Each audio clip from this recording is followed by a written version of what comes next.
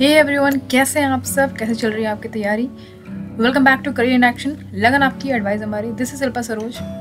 जैसे कि आपको पता है कि हमने WCL NCL की स्पेशल क्लासेस चालू की थी और जो कि अभी चल रही हैं। तो इस वीडियो में हम NCL की बात करेंगे। ठीक है, NCL का जो हेम ऑपरेटर का जो वैकेंसी आती है उसका ये पेपर है 2018 का, उसको आज हम सॉल्व करेंगे। देखेंगे किस तरह के क्वेश्चन आते हैं जो कि आपको ईजी हो समझने में। ठीक है, तो 100 नंबर का पेपर होता है, ये सेट ए है। ठीक है, 90 मिनट्स मिलेंगे आपको इसके लिए। तो इसी को हम सॉल्व करेंगे आज, हेम ऑपरेटर। ठीक है, कॉमन पेपर जो होता है।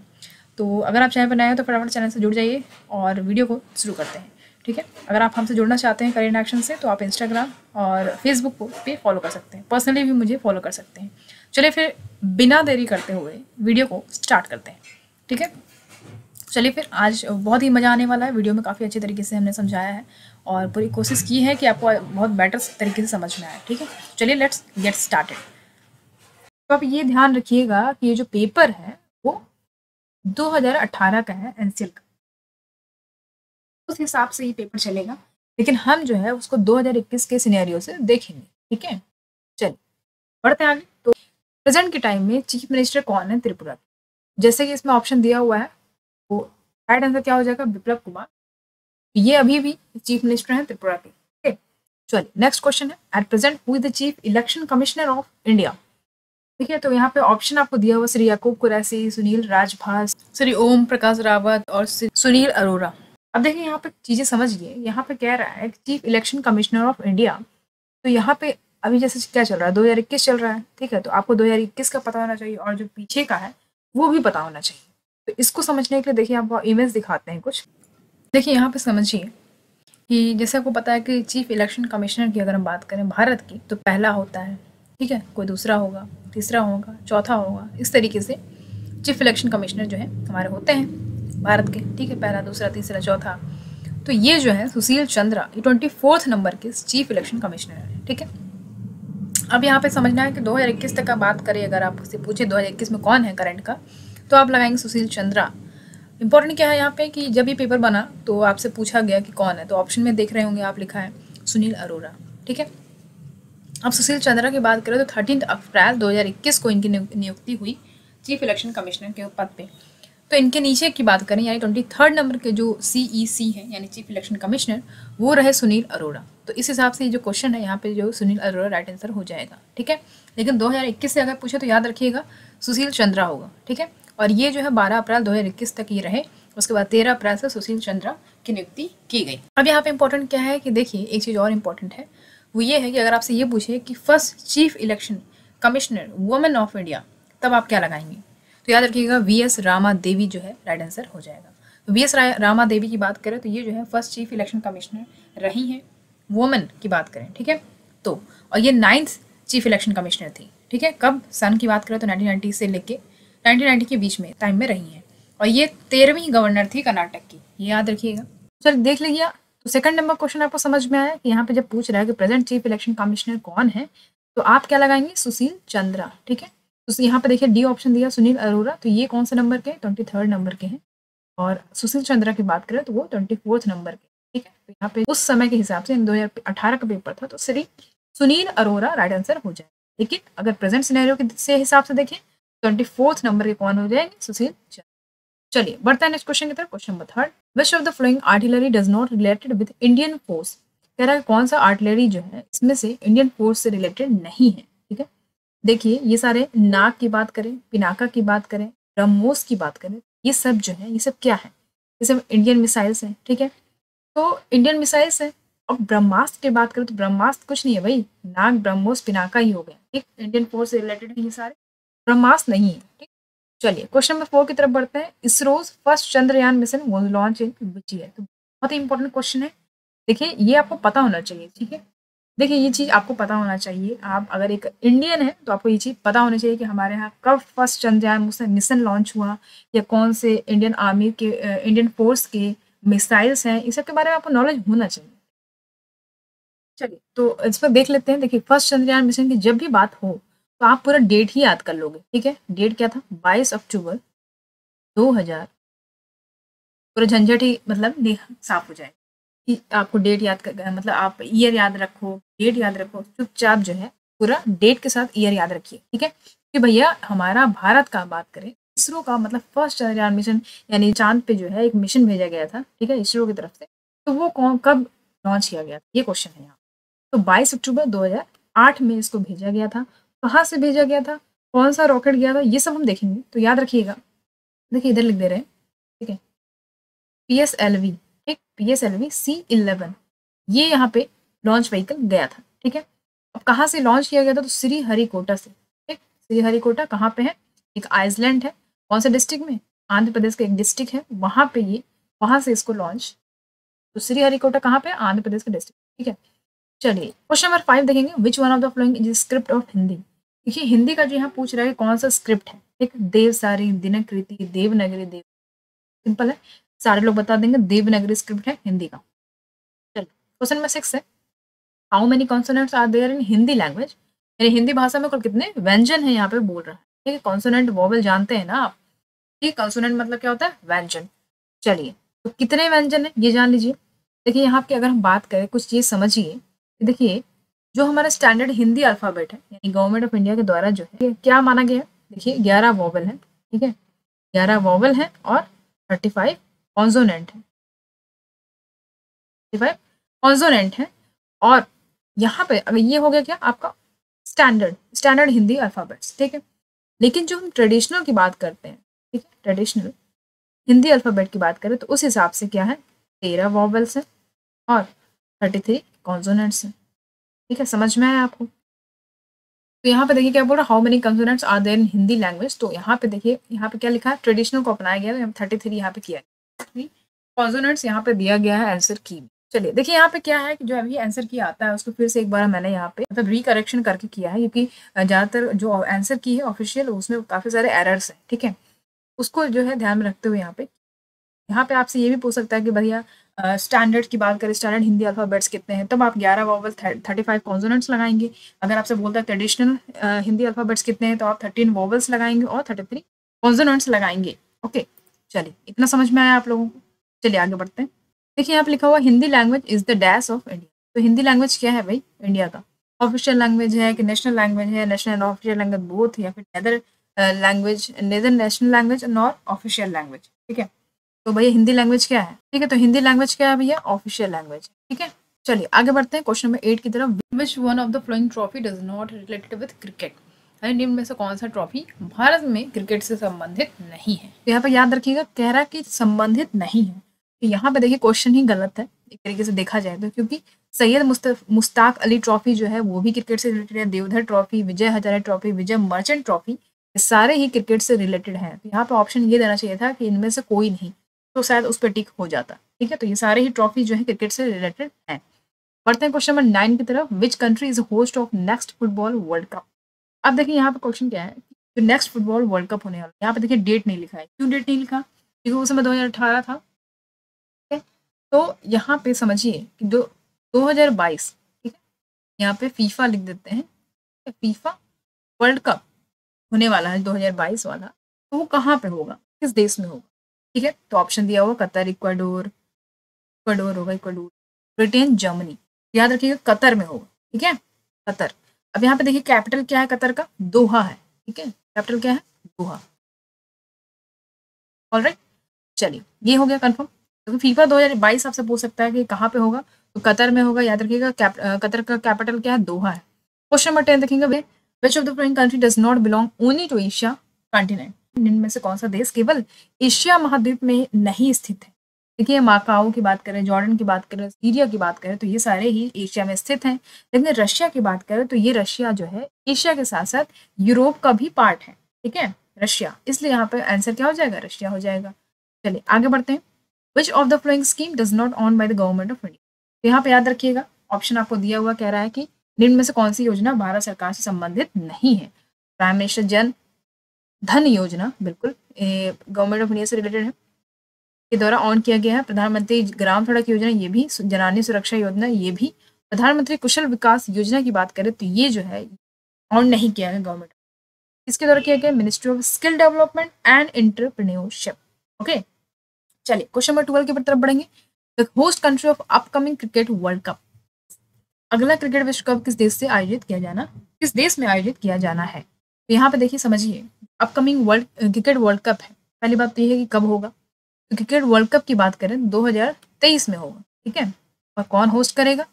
भैया अपना देश, ठीक है। क्रिकेट वर्ल्ड कप यहाँ पे लिख दे रही हूँ, समझ लीजिए। क्रिकेट वर्ल्ड 2023 जो है वो इंडिया के द्वारा होस्ट, ठीक है। लेकिन लेकिन लेकिन यहाँ पे 2018 के पेपर था, तो उसके बाद आपसे पूछ रहा है, तो यानी कि 2019 का पूछ रहा है ना आपसे। तो 2019 का राइट आंसर क्या हो जाएगा? ये इंग्लैंड एंड वेल्स के द्वारा इसको होस्ट किया, ठीक है, 2019 में। तो 2019 के बाद 2023 आएगा, 2023 में हमारा भारत इसको होस्ट करेगा, ठीक है, क्रिकेट वर्ल्ड कप। अच्छा, अब क्वेश्चन यहाँ पे क्या आता है, एक और क्वेश्चन आता है कि 2027 में कौन होस्ट करेगा, क्वेश्चन है, ठीक है। तो याद रखिएगा क्या है, नामीबिया लिख दे रहे हैं हम यहाँ पे, नामीबिया, साउथ अफ्रीका और जिम्बाब्वे, ये कंट्री जो है इसको होस्ट करेंगे, ठीक है, 2027 की बात करें। चलिए आगे बढ़ते हैं, ठीक है, फटाफट हम देख लेंगे। क्वेश्चन नंबर 13 है, where is the headquarter of ICC, that is international cricket council situated. तो ये तो भी ये आप ऐसे ही बता दोगे कि भाई इंटरनेशनल क्रिकेट काउंसिल का जो हेडक्वार्टर है वो कहाँ पे है, वही में है, बिल्कुल याद रखना है। नेक्स्ट क्वेश्चन है 14, which of the following gallantry award does not belong to Indian arm forces. तरह के निम्न में से कौन सा अवार्ड भारतीय सैन्य बलों से संबंधित नहीं है, ठीक है, यानी इंडियन आर्म फोर्स से संबंधित नहीं है, ऐसा कौन सा गैलेंट्री अवार्ड है? तो भैया शौर्य चक्र बिल्कुल ये है, वीर चक्र ये भी है, परम वीर चक्र ये भी है। तो याद रखिएगा आंतरिक सुरक्षा पदक ये नहीं है भैया, ये नहीं है इंडियन आर्म फोर्सेस। बढ़ते हैं नेक्स्ट क्वेश्चन की तरफ, who is the supreme commander of Indian arm forces. Very important question और बहुत ही ईजी है, ठीक है। तो इसका कौन है, सुप्रीम कमांडर कौन होता है इंडियन आर्म फोर्सेस का? तो याद रखिएगा प्रेसिडेंट होता है, ठीक है, राष्ट्रपति जिसको बोलते हैं, तो वो होता है supreme commander Indian arm forces का। चलिए क्वेश्चन नंबर 16 है, at present largest railway platform of the world belongs to which of the following country. जो वर्तमान में दुनिया का सबसे लंबा रेलवे प्लेटफॉर्म निम्न में से किस देश में स्थित, ठीक है। यहाँ पे क्या कह रहा है, लार्जेस्ट रेलवे प्लेटफॉर्म पूरे वर्ल्ड में, पूरे विश्व में कौन से कंट्री में है, ठीक है। तो हमारा भारत है भैया। कौन सा रेलवे स्टेशन है ये भी बता दें आपको, यानी कौन सा रेलवे प्लेटफॉर्म है, तो याद रखिएगा गोरखपुर जंक्शन, ठीक है। चलिए आगे बढ़ते हैं, क्वेश्चन नंबर 17 है, व्हाइट रेवोल्यूशन इन इंडिया जो ऑल्सो नोन एज, देखिए जो देश में श्वेत क्रांति को अन्य किस नाम से भी जाना है, यहाँ पे ये क्वेश्चन है। तो operation cow, operation flood, operation milk, operation grand Bharat, ठीक है। याद रखिएगा ऑपरेशन फ्लड चलाया गया था व्हाइट रेवोल्यूशन को बढ़ावा देने के लिए। अब ये क्या है भैया व्हाइट रेवोल्यूशन, व्हाइट मतलब सफ़ेद होता है, तो यानी दूध तो हम उससे समझते हैं, ठीक है। मिल्क प्रोडक्शन को बहुत ज़्यादा, ठीक है, मिल्क प्रोडक्शन को बढ़ावा देने के लिए इसको, यानी कि ताकि हमारा जो भारत है वो इंडिपेंडेंट हो सके मिल्क प्रोडक्शन में, ठीक है, इसलिए जो है ऑपरेशन फ्लड यहाँ पे चलाया गया था। चलिए बढ़ते हैं क्वेश्चन नंबर 18 की तरफ, in which year IPL 2020 was launch in India. बहुत ही अच्छा क्वेश्चन है। तो कह रहा है कि आईपीएल 2020 जो है कब लॉन्च किया गया था इंडिया में, तो याद रखिएगा 2007 में, ठीक है, याद रहेगा 2007 में। नेक्स्ट क्वेश्चन है 19 number, national capital of India is surrounded by how many state. देखिए जो कह रहा है कि नेशनल कैपिटल क्या है हमारा भैया, दिल्ली है, ठीक है। दिल्ली जो है कितने स्टेट्स के द्वारा सराउंडेड है, ठीक है। इसको आप मैप से समझिए तो ज़्यादा बेटर होगा। ये हमारा इंडिया का मैप है। उसके बाद ये समझिए कि ये आपका जो है ये पोर्शन जो है ये दिल्ली का है, ठीक है। ये क्या है, यूपी है, और ये क्या है, हरियाणा, ठीक, हरियाणा है। ये वाला ये पोर्शन जो है ये हरियाणा है, और ये जो है उत्तर प्रदेश है, और इसी दोनों के बीच में जो है दिल्ली लाई, ठीक। यहाँ पे कह रहा है कौन से स्टेट्स के द्वारा ये कवर किया गया, सराउंडेड है दिल्ली। याद रखिएगा पहला हो गया हरियाणा, दूसरा क्या हो गया, उत्तर, ठीक है। इसमें कंफ्यूज नहीं होना, और क्वेश्चन पूछा जा सकता है। यहाँ पे देखिए, यहाँ पे एक क्वेश्चन आपसे ये पूछ सकता है कौन सा स्टेट जो है सबसे ज्यादा बॉर्डर शेयर करता है, तो उत्तर प्रदेश राइट आंसर हो जाएगा। चलिए इतना हो गया, बढ़ते हैं आगे नेक्स्ट क्वेश्चन की तरफ, ठीक है। नेक्स्ट क्वेश्चन है, which state of India is surrounded by maximum state. देखिए जैसे मैंने बताया आपको कि यहाँ पे कह रहा है कि भारत का कौन सा राज्य अधिकतम राज्यों से घिरा हुआ है, ये उत्तर प्रदेश है, ठीक है, मैंने पहले बता दिया आपको। चलिए बढ़ते हैं क्वेश्चन नंबर 21 की तरफ, Padmavat is written by, Padmavat movie सबने देखी ही होगी, ठीक है। तो मलिक मोहम्मद जायसी के द्वारा ये लिखा हुआ। आधे लोग ऐसे ही बता देंगे बिना कंफ्यूजन के, मूवी में देख लियो, और उसमें तो बहुत चर्चित में था उस समय जब ये मूवी आई थी, ठीक है। मलिक मोहम्मद जायसी की पोएम थी ये पद्मावत। बढ़ते हैं नेक्स्ट क्वेश्चन 22 की तरफ, Vande Mataram was originally written by. देखिए वंदे मातरम की रचना किस कवि ने की थी, यहाँ पे ये क्वेश्चन है। याद रखिएगा आंख मूंद करके लगाना है आपको, क्या, बंकिम चंद्र चटर्जी, ठीक है। रविन्द्रनाथ टैगोर मत लगा दीजिएगा। याद रखिएगा, बीसी चटर्जी यानी बंकिम चंद्र चटर्जी के द्वारा ये जो वंदे मातरम है इसकी रचना की गई थी। ठीक है, क्वेश्चन नंबर 23 है, literature Kamayani is written by which poet. ठीक है, सूर्यकांत त्रिपाठी, निराला, जयशंकर प्रसाद या मुंशी प्रेमचंद तो होंगे नहीं, तो आपका आंसर हो जाएगा जयशंकर प्रसाद। ठीक है, याद कर लीजिए, रट लीजिए बिल्कुल। लिटरेचर कमायनी, कमायनी की बात कर रहा है। कमायनी काव्य की रचना किस कवि ने की थी? जयशंकर प्रसाद ने की। क्वेश्चन नंबर 24 देखेंगे। चलिए, हिंदी का क्वेश्चन है, which of the flowing word is not a synonym of Hindi word उपवास। देखिए, निम्न में से कौन सा शब्द उपवास का पर्यायवाची नहीं है? ठीक है, सिनोनिम मतलब क्या होता है?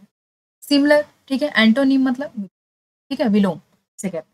तो सिनोनिम यहाँ पे सिमिलर कह रहा है, यानी कि पर्यायवाची जो इस शब्द का नहीं है पर्यायवाची। ठीक है, तो देखिए उपवास का बात कर रहा है, ठीक, उपवास का जो पर्यायवाची नहीं है, तो लंघन है, व्रत है, निराहार है, तंद्रालु नहीं है। ठीक है, तो राइट आंसर क्या हो जाएगा? तंद्रालु। ठीक है, question number 25, which of the following is antonym of Hindi word अंगीकार। अब देखिए यहाँ पे ठीक इसका उल्टा पूछा है, एंटोनिम पूछ लिया। तो एंटोनिम क्या होता है? विलोम शब्द होता है। और यहाँ पे क्या कह रहा है, कौन सा वर्ड है? अंगीकार। अंगीकार का विलोम शब्द क्या होगा? देखिए यहाँ पे अंगीकार का मतलब होता है स्वीकार करना। ठीक है, तो इसका विपरीत क्या हो जाएगा? अस्वीकार। ठीक है, तो ऑप्शन राइट हो जाएगा। चलिए, क्वेश्चन नंबर 26 देखेंगे, which of the following Hindi words has written incorrectly, मतलब गलत तरीके से लिखा हुआ है। ठीक है, कि यहाँ पे न्यौछावर लिखा है, साप्ताहिक लिखा है, बादाम लिखा है, अंधा लिखा है। तो देखिए यहाँ पे साप्ताहिक जो लिखा हुआ है, बादाम तो बिल्कुल सही है, अंधा भी सही है, न्यौछावर भी सही है, साप्ताहिक जो है वो गलत लिखा है। कैसे इसको सही लिखेंगे? साप्ताहिक इस तरीके से लिखा जाता है, यहाँ पे आप देख रहे हो किस तरीके से। ठीक है, यहाँ पे आ का मात्रा नहीं लगाया है साथ पे, ये गलत हो जाएगा। क्वेश्चन नंबर 27 देखेंगे, who among the following is also known as the light of Asia. ठीक है, निम्न में से किसे लाइट ऑफ एशिया भी कहते हैं? तो नो डाउट गौतम बुद्धा है। ठीक है, चलिए नेक्स्ट देखेंगे, which of the flowing of Indian state has got the highest spread of national highways. तो भारत के किस राज्य में राष्ट्रीय राजमार्ग सड़कों की लंबाई सर्वाधिक है? तो भैया महाराष्ट्र में है। ठीक है, चलिए नेक्स्ट क्वेश्चन है, population of which Indian state is lowest. तो भैया भारत के किस राज्य की जनसंख्या सबसे कम है? तो भाई ऑब्वियसली कौन हो सकता है? सिक्किम होगा। ठीक है, चलिए, तो भारत के किस राज्य की जनसंख्या सबसे कम है? सिक्किम की। ठीक है, क्वेश्चन नंबर 30 देखेंगे, which state of India are involve in Kaveri water. देखिए यहाँ पे कावेरी वाटर डिस्प्यूट की बात। ठीक है, तो कह रहा है कि भाई कावेरी जल विवाद किन दो राज्यों के बीच हुआ है, या किन दोनों के बीच है, ये कह सकते हैं। तो याद रखिएगा, उड़ीसा तो बिल्कुल भी नहीं है। ठीक है, उड़ीसा फिर यहाँ पे आ गया, ये भी नहीं है। अब आप कंफ्यूज हो जाओगे, तमिलनाडु केरल में और तमिलनाडु कर्नाटक। तो याद रखिएगा, केरल से नहीं है, कर्नाटक और तमिलनाडु से है। ठीक है, सॉरी यहाँ पे राइट करिए, तमिलनाडु कर्नाटक से रिलेटेड है कावेरी वाटर डिस्प्यूट। याद रहेगा, तमिलनाडु और कर्नाटक, ना कि केरला। नेक्स्ट क्वेश्चन 31 है, the latest census of India was concluded in which year. देखिए जो लेटेस्ट सेंसस है वो तो 2011 में ही बना है। ठीक है, अब बनेगा क्या? 10 साल बाद 2021 बन रहा होगा, अभी तक तो आया नहीं फिलहाल, यही पढ़ना है आपको 2011। चलिए 32 पढ़ेंगे, which of the following city is geographically famous as Koyla Nagari. तो याद रखिए, कोयला नगरी के भौगोलिक नाम से कौन सा नगर मशहूर है? तो धनबाद है। ठीक है, धनबाद कहाँ है? कमेंट बॉक्स में जरूर बताइए कि धनबाद कहाँ पे है। ठीक है, चलिए ये आपका होमवर्क है भाई, कमेंट बॉक्स में बताइए धनबाद कहाँ है। चलिए क्वेश्चन नंबर 33 है, which of the following city is famous as steel city. ठीक है, तो इस्पाती नगर के उपनाम से कौन सा नगर प्रसिद्ध है? तो भाई जमशेदपुर टाटा जी। ठीक है, जमशेदपुर टाटा, यहाँ पे इनके नाम से जाना है ना ये फेमस। तो यहाँ पे फेमस स्टील सिटी है, तो याद रखिएगा जमशेदपुर। ठीक है, बिलाई मत लगाइएगा। क्वेश्चन नंबर 34 है, the national flower of India is. देखिए भारत का राष्ट्रीय पुष्प का नाम क्या है? लोटस है, सी। ठीक है, question 35, what is the name of India's national aquatic animal. देखिए बहुत ही इजी सिंपल क्वेश्चन पूछ लिया, नेशनल फ्लावर पूछ लिया, नेशनल एक्वाटिक एनिमल पूछ लिया। ठीक है, इस टाइप से क्वेश्चन आ गया है, तो बहुत ईजी इस तरीके से आ जाते हो तो फिर बल्ले बल्ले आप। क्वेश्चन 35 है, what is the name of India's national aquatic animal. तो नेशनल एक्वाटिक एनिमल यानी भारत के राष्ट्रीय जलीय जीव का नाम क्या है? तो रिवर डॉल्फिन है। ठीक है, वेल मत लगा दीजिए, कुछ लोग वेल लगा देंगे, तो वेल मत लगाएगा, रिवर डॉल्फिन है। ठीक है, क्वेश्चन नंबर 36 है, which of the following instrument is utilized in measuring atmospheric pressure. Atmospheric pressure यानी वायुमंडलीय दबाव मापने के लिए किस यंत्र का प्रयोग किया जाए? याद रखिएगा, बैरोमीटर। बैरोमीटर याद रहेगा। चलिए इलेक्ट्रोमीटर दूध नापते हैं, तो ये तो हो ही नहीं सकता। और पैरीमीटर, हेक्टोमीटर, ये नहीं है। ठीक है, क्वेश्चन नंबर 37 है, who is the first Nobel prize winner of India.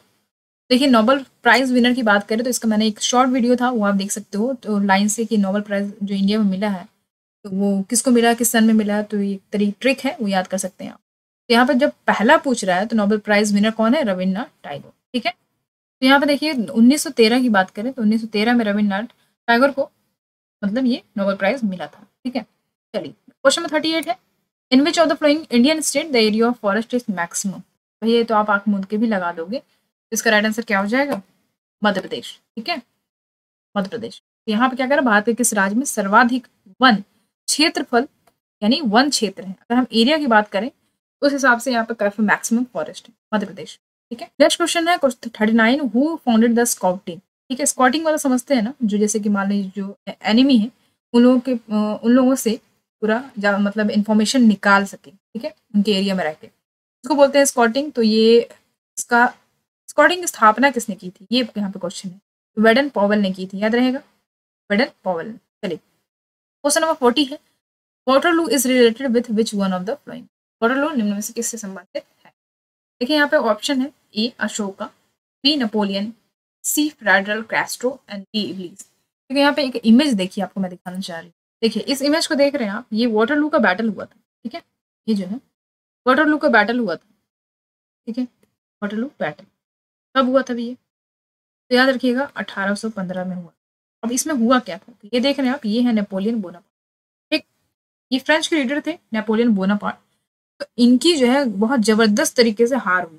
ठीक है, इसमें ये देख रहे हैं आप, ये नेपोलियन बोनापार्ट है। तो यहाँ पे हुआ क्या था, देखिए जो बैटल ऑफ वाटरलू था, तो उसमें नेपोलियन की जो फोर्सेस थी, जो फोर्स थी, ठीक है, उनको उनकी जबरदस्त तरीके से हार हुई और डिफीट कर दिए गए। वो किसके द्वारा, ब्रिटिशर्स के द्वारा और प्रूशियंस के द्वारा, ब्रिटिशर्स के द्वारा और प्रूशियंस के द्वारा, प्रूशियंस के द्वारा। और इस तरीके से जो है इनका जो काल था और फ्रांस का डोमिनियन था यूरोप पे, वो खत्म हो गया।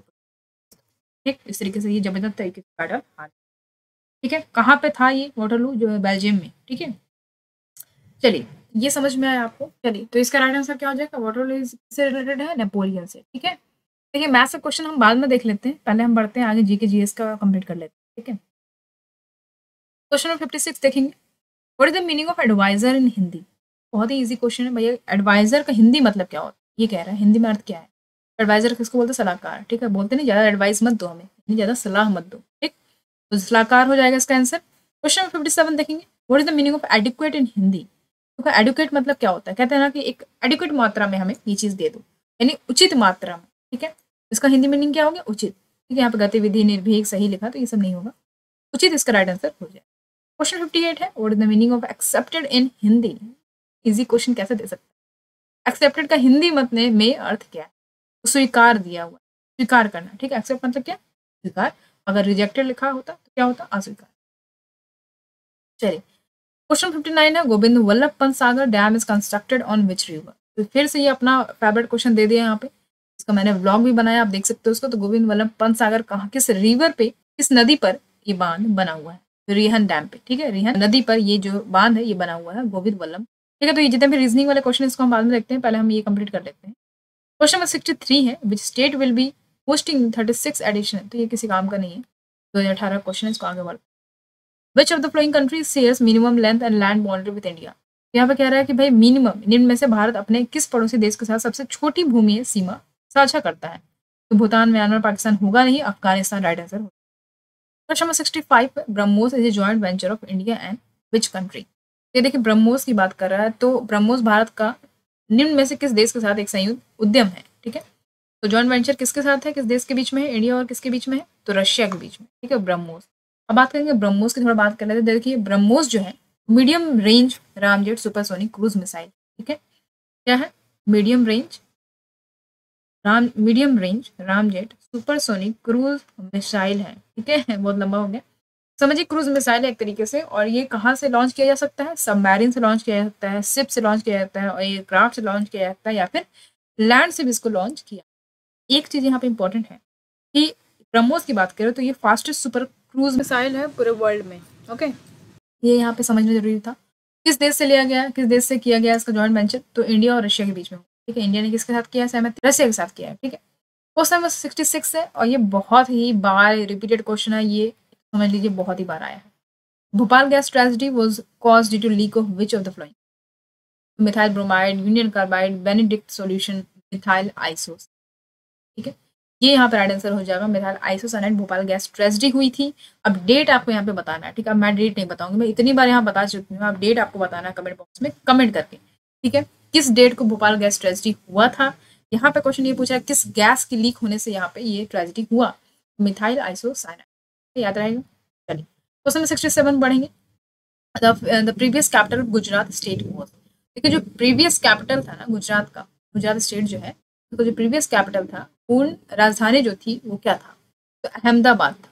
ठीक है, अब क्या है, गांधीनगर है। ठीक है, चलिए क्या समझ में आया, आगे बढ़ते हैं 68 की तरफ। In which district of Gujarat the Statue of Unity is situated.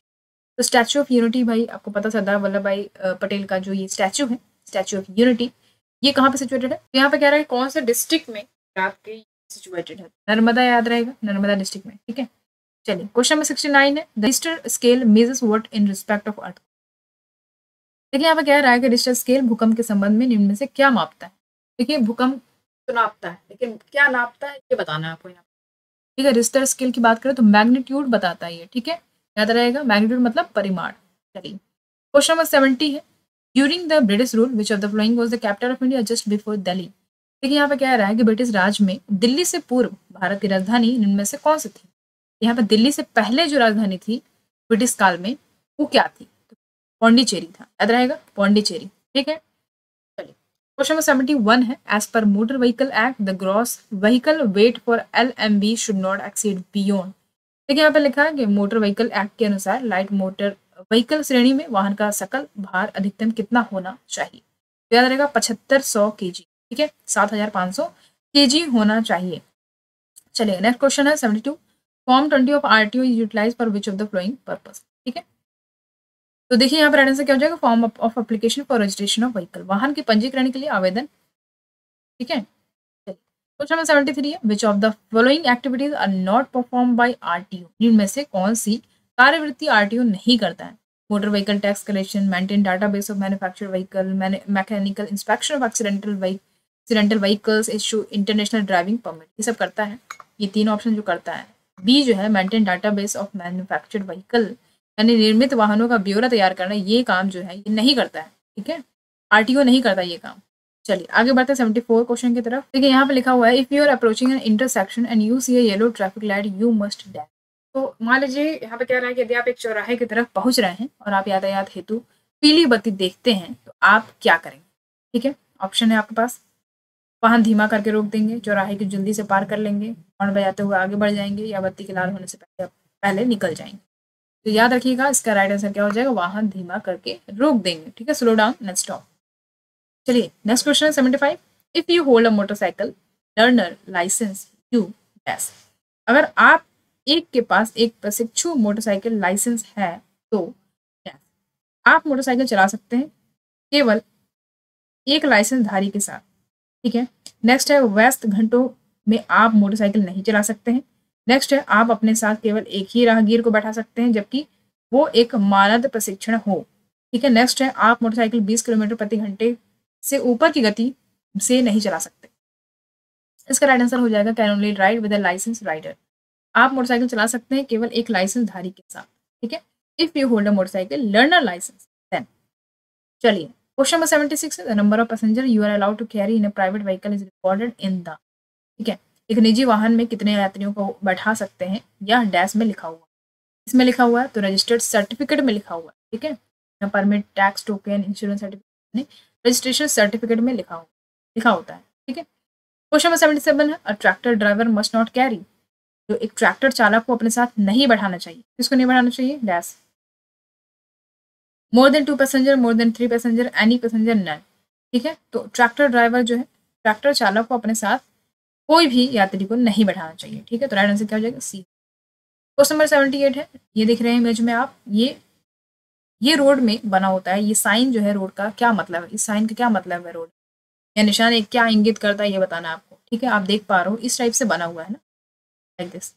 यहाँ पे रोड जा रहा है, यहाँ पे पतला हो गया है। नैरो मतलब क्या होता है, जो कि बहुत ज्यादा सकरा उपमार्ग है यानी पतला होता जाता है। ठीक है, तो ये दिया है narrow under pass head, narrow bridge ahead, narrow road ahead, और यानी आगे सकरा उपमार्ग है, आगे सकरा पल है, आगे सकरी सड़क है या फिर सभी सही है।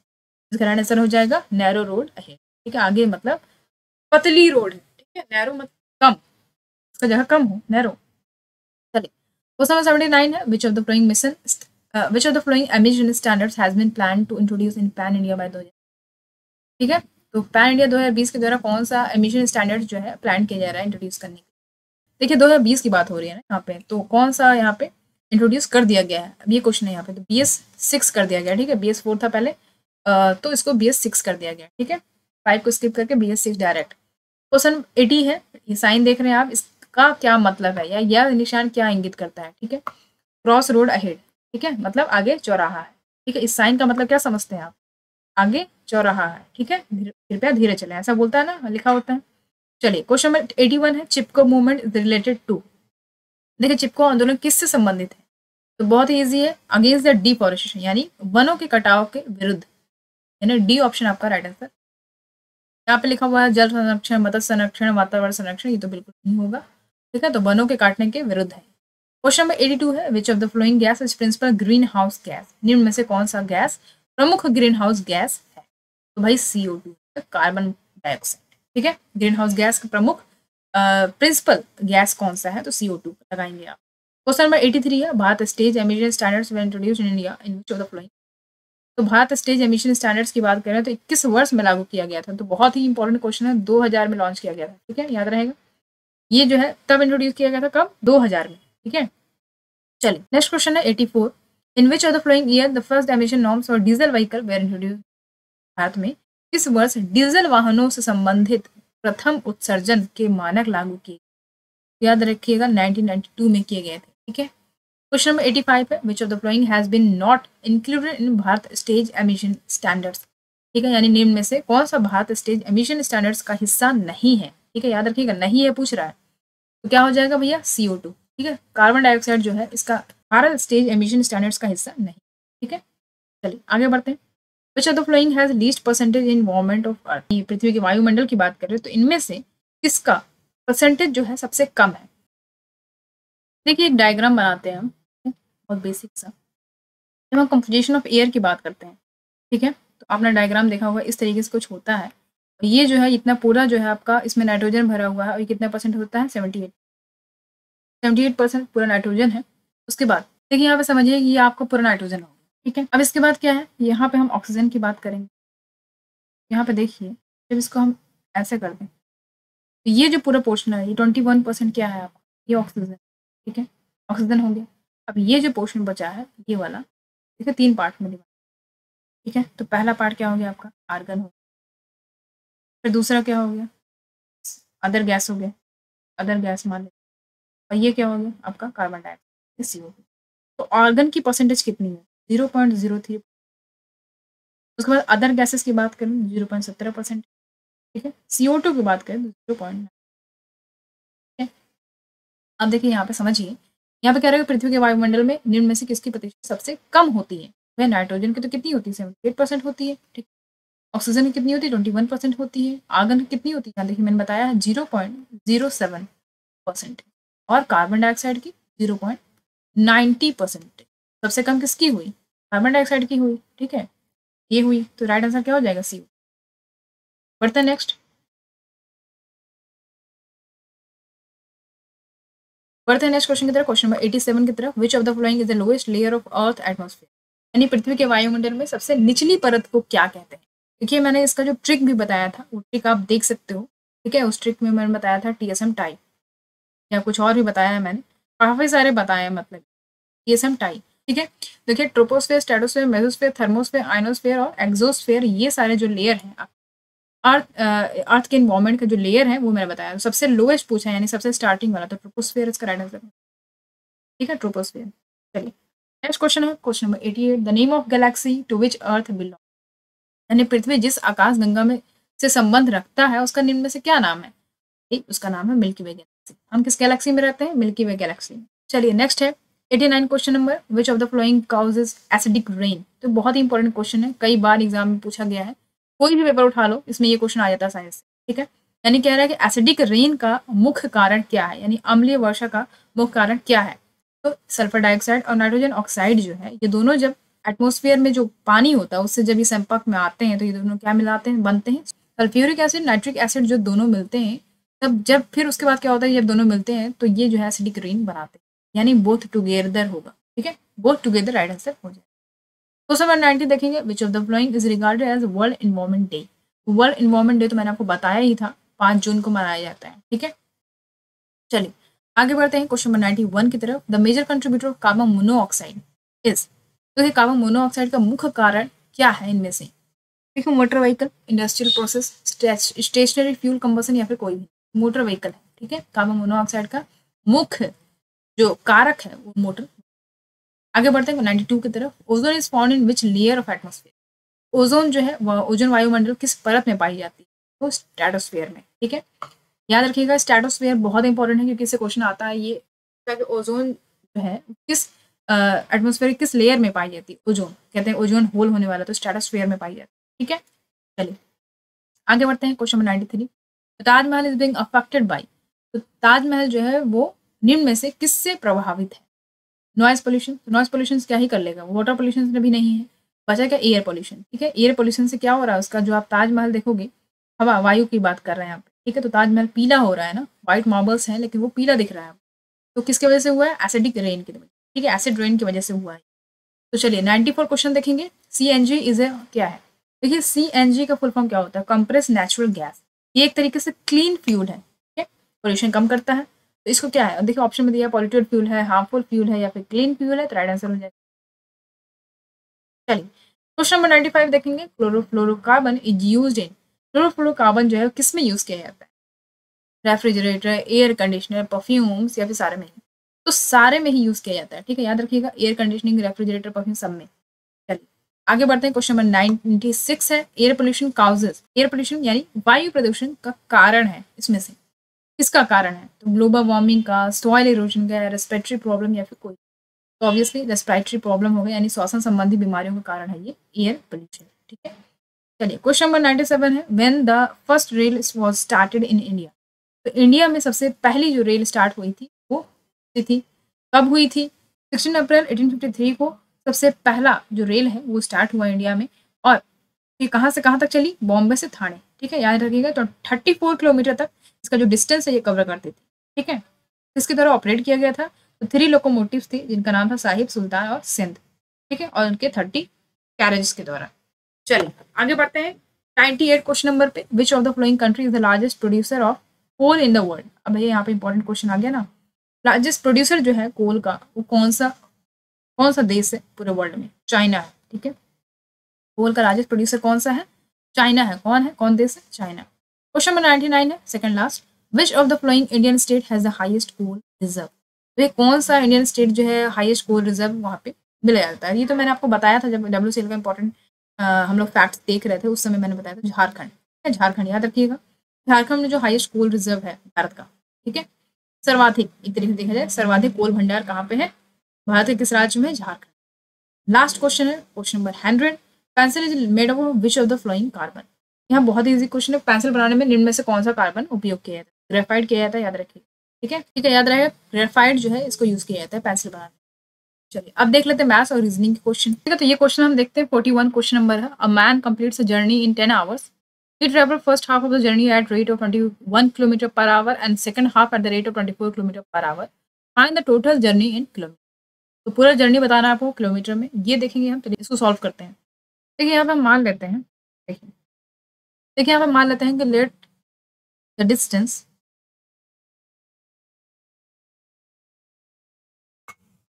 Distance of the first half p 1/2x मान लें या फिर x/2 मान लेते हैं। ठीक है, और लेट द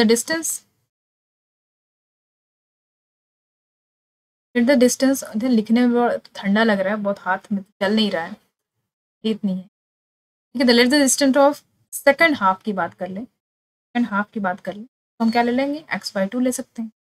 ठीक है, और हम लेट द टोटल डिस्टेंस कह लेते हैं, लेट द डिस्टेंस। क्वेश्चन आप देखते रहना, ठीक है, इधर सॉल्व कर रहे हैं। Let the total distance be x। ठीक है, उसके बाद आपको ये तो पता है कि time equal to distance by speed होता है, ठीक है, distance equal to speed by time होता है। तो time equal to distance by speed हमने किया, ठीक है। इसको सॉल्व करते हैं। देखिए यहाँ पे डिस्टेंस बाय स्पीड बोला है ना, डिस्टेंस क्या है हमारा 1/2x हमने लिखा, और स्पीड क्या है हमारा, किस स्पीड से 21 लिख दिया हमने, ठीक है। उसके बाद हम यहाँ पे क्या करेंगे, यहाँ पे क्या है 1/2x, ठीक है, 1/2x/20, स्पीड क्या है 24 है, इक्वल टू 10 कर देंगे हम। उसके बाद देखिए कैसे सॉल्व करेंगे। यहाँ पे आ जाएगा x/21 प्लस x/20, ठीक है। ठीक है, तो यहाँ पे आप देख पा रहे हो कि x/21 लिखेंगे हम, x/24 लिखेंगे, यहाँ से जो हाफ हाफ इधर जाएगा तो ये हो जाएगा कितना 20, उसके बाद 24x, ठीक, प्लस 21x, ठीक है। नीचे हम क्या लेंगे, इसका एलसीएम ले लेंगे, 504 आ जाएगा 20, तो इसको प्लस करने पे 45x आएगा, और ये इधर जाएगा तो कितना हो जाएगा 1। आगे इसको सॉल्व करेंगे तो आंसर आ जाएगा 2। आ जाते हैं क्वेश्चन पे, ठीक है। तो इसका राइट आंसर क्या हो जाएगा 224 किलोमीटर, ठीक है। एक काम करते हैं, यहाँ से जो क्वेश्चन है ना 42 से लेके आप जो है 55 तक सॉल्व करिए, ठीक है। और इसको जो है टेलीग्राम पे हम डिस्कस करेंगे, ठीक है। ये सारे जो है सॉल्व करिए आप, क्योंकि वीडियो काफ़ी लंबा होता जा रहा है, ठीक है। ये जो है सॉल्व करिए, इसको सारा मैं ही कर दूँगा आपके, ठीक है। इसको सॉल्व करिए, ठीक है, सॉल्व करिए, सॉल्व करिए, उसके बाद फिर टेलीग्राम पे जो है डिस्कस करें, ठीक है। चलिए, तो इतना करते रहने देते हैं फिर। और सुनिए सुनिए सुनिए, यहाँ पे देख लेते हैं, इसको बता देती हूँ मैं, ठीक है। 60 बता दे रहे हैं, देखिए देखिए यहाँ पे समझिए, यहाँ पे क्वेश्चन दिया हुआ है 60 नंबर देखेंगे कि find a suitable number at dash of the following. यहाँ पे नंबर दिया हुआ है 2 4 10 डैश लिखा है 44। यहाँ पे बताना है कि यहाँ पे क्या होगा, क्या आएगा, कैसे सॉल्व करेंगे इसको। आप सिंपल ऐसे नज़र से देखोगे तो आप कभी सॉल्व ही नहीं कर पाओगे इसको, ठीक है। यहाँ पे आपको तिड़गम भिगाना है, कुछ कैसे करेंगे आप, तिड़गम भिड़ाइए, ठीक है। लिख लेते हैं यहाँ पे 2 4, और यहाँ पे पता करना है क्या होगा 2 4। तो यहाँ पे देखिए क्या हो सकता है, तो यहाँ पे आप देख रहे हैं 2 4 10 दिया है, 28 दिया, तो बहुत ज़्यादा नंबर है, यानी कि इनको इंटू कर सकते हैं, ठीक है। तो हमने क्या किया 2 × 1 किया, 2 1 2 होता है, इसमें हम +2 कर देते हैं, ठीक है। तो 2 × 2 करेंगे तो क्या हो जाएगा 2 होगा, उसमें हम 2 प्लस करते हैं तो 2 4 हो जाएगा, यानी 2 1 2 +2 यानी 4, ठीक है। अब यहाँ पे देखिए हम 4 को क्या करेंगे, तो 4 × क्या करेंगे हम 4 × 2 करेंगे, यहाँ पे 1 था तो यहाँ पे 2 होगा, फिर 3 होगा, फिर 4 होगा, ऐसे कंटिन्यूटी बनते रहेगा। बस आपको +2 और -2 का इंतज़ार करना है, कैसे क्या हिसाब से बैठेगा, ठीक है। तो हमने क्या किया 2 × 2 किया, +2 किया, यहाँ भी हम +2 करेंगे, वो 4 2 जा 8 होता है, +2 करने पे क्या आ जाएगा 10 आ जाएगा ना, ठीक है। अब इस हिसाब से अब यहाँ पे हम देखें क्या करते हैं, यहाँ पे हमने 1 किया, यहाँ पे 2 किया, तो यहाँ पे सीरीज वाइज में क्या होगा ×3 होगा, नहीं 10 3 30 होता है, और यहाँ पे हम क्या करेंगे 30 में से माइनस करना पड़ेगा ना हमें 2, तब 28 आएगा।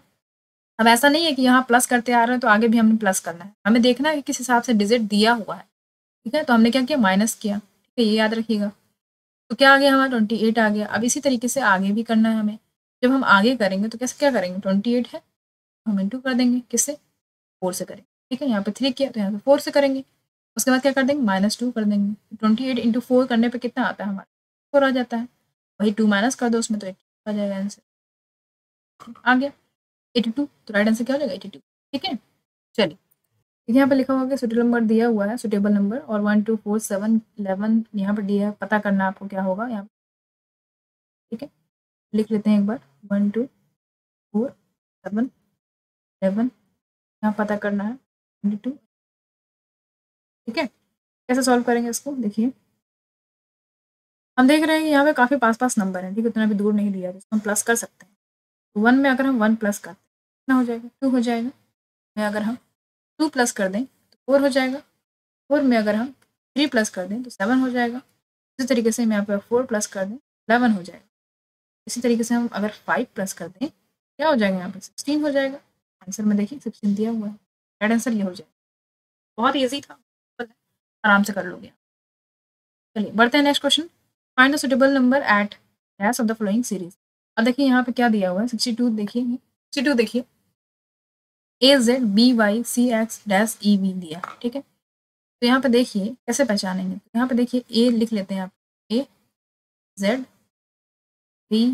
AZBYCX यहाँ EV, ठीक है। कैसे पहचानेंगे यहाँ पे देखिए, यहाँ पे आप क्या देखना है कि देखिए एकदम सीरीज वाइज दिया है कि नहीं, ए दिया है, बी दिया है, सी दिया है, तो यहाँ पे क्या होना चाहिए, डी होना चाहिए, ठीक है, बहुत सही। अब क्या आपके यहाँ पे क्या किया, ZY देखिए उल्टा जाना आपको, आप उल्टा जाओगे, ठीक है। तो पढ़ लीजिए ABCDEFGHIJKLMNOPQRSTUV V, ठीक है, VWXY, ठीक है। तो यहाँ पे क्या होगा VWXYZ, देखिए इसको मैंने ऐसे ही सॉल्व कर दिया, तो यहाँ आंसर क्या हो जाएगा, ठीक है, राइट आंसर हो जाएगा सी नंबर। चलिए बाकी आप जो है ऐसे क्वेश्चन सॉल्व करिए, उसको टेलीग्राम पे जो है मैसेज करें, वहाँ पे जो है वहाँ पे डिस्कस होगा। आई होप आपको समझ में आया होगा। अगर इससे रिलेटेड कन्फ्यूजन है तो कमेंट बॉक्स में कमेंट कर सकते हो, ठीक है। तो आज के लिए इतना ही, मिलते हैं अगले वीडियो में, अगले इसी तरीके से इंटरेस्टिंग वीडियो लाते रहेंगे। चलिए अगर आप चैनल पर नए हैं तो चैनल को सब्सक्राइब कर दीजिए और जुड़िए। चलिए फिर आज के लिए इतना ही, मिलते हैं अगले वीडियो में, तब तक के लिए ध्यान रखिए। Thank you so much for